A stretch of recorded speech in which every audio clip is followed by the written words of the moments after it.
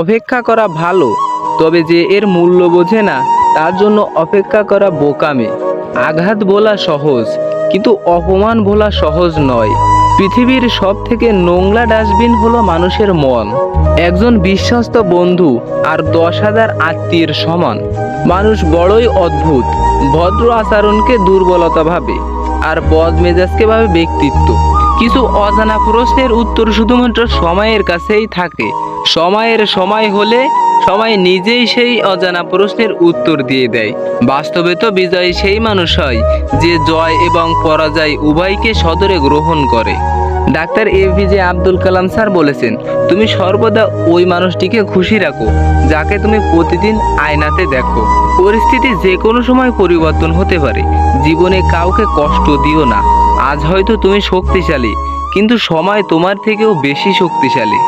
APJ Abdul Kalam sir বলেছেন, তুমি সফলতার গল্প পড়ো না, কারণ তা থেকে তুমি শুধু ব্যর্থতা পাবে। তুমি পড়তে হলে ব্যর্থতার গল্প পড়ো, তা থেকে সফল হওয়ার কিছু ধারণা পাবে। টাকা টাকা মানুষকে অনেক বন্ধু দেয়, কিন্তু ভালোবাসা নয়। সবাই বলে প্রথম ভালোবাসা নাকি ভোলা যায় না। এটা সম্পূর্ণ মিথ্যা কথা। তা না হলে মায়ের প্রথম ভালোবাসা আজ বৃদ্ধাশ্রমে স্থান পেত না। ভিতরে কান্নাটাকে চাপিয়ে দিয়ে হাসি মুখে থাকা মানুষটাই জানে দুঃখটা কেমন। বিশ্বাস করাটা ভুল নয়, বিশ্বাস নিয়ে খেলা করাটাই ভুল। ছেলেরাও কাঁদে যখন তাদের বোঝার মতো কেউ না থাকে।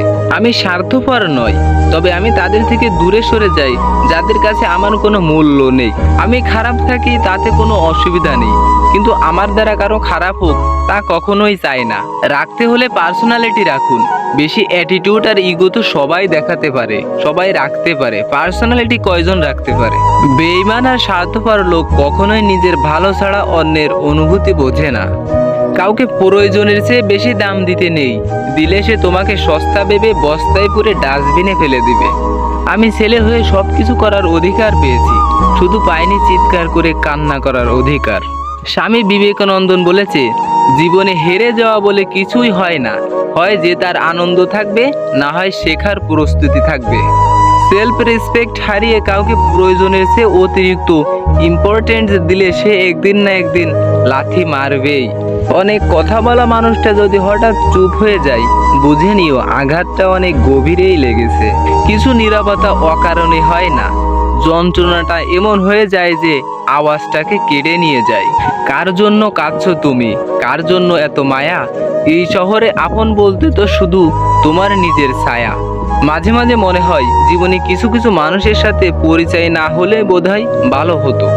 জীবনে কি পেলাম তা জানি না, তবে আমাকে বোঝার মতো কাউকে পেলাম না।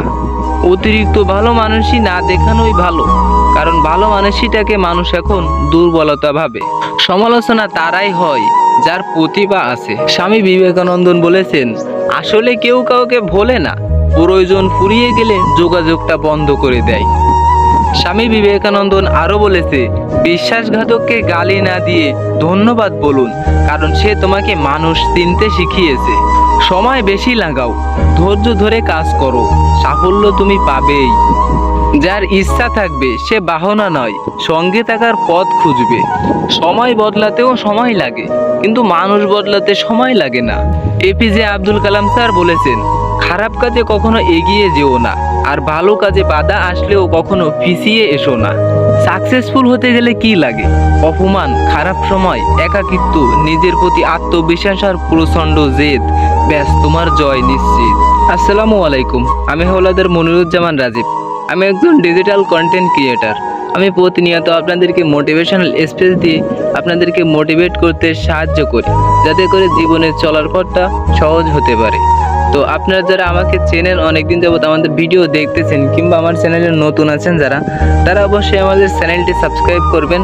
আর ভিডিওগুলি কেমন হয় কমেন্টের মাধ্যমে মতামতটি জানিয়ে দিবেন, যাতে করে আমার পরবর্তী ভিডিও করতে অনেক উৎসাহিত হয়। তো যারা বেকার আছেন কিংবা জব করতেছেন, জবটা ভালো লাগতেছে না, কিংবা নতুন কোনো কাজ করতে চান ডিজিটালভাবে, তো তারা ফ্রিল্যান্সিং শিখে নিজের ক্যারিয়ারকে স্বাবলম্বী করতে পারবে। তো যারা যারা এখনও বেকার আছেন কিংবা জব করতেছেন, কাজ চান, তো মাসে 30 থেকে 50 হাজার টাকা ইনকাম করতে পারবেন নিজের স্কিলকে ডেভেলপমেন্ট করে। তো ফ্রিল্যান্সিং শিখতে চাইলে অবশ্যই আমাদের সাথে যোগাযোগ করবেন। তো এখানে কোনো হয়রানির শিকার হবেন না এটুকু আশা করি।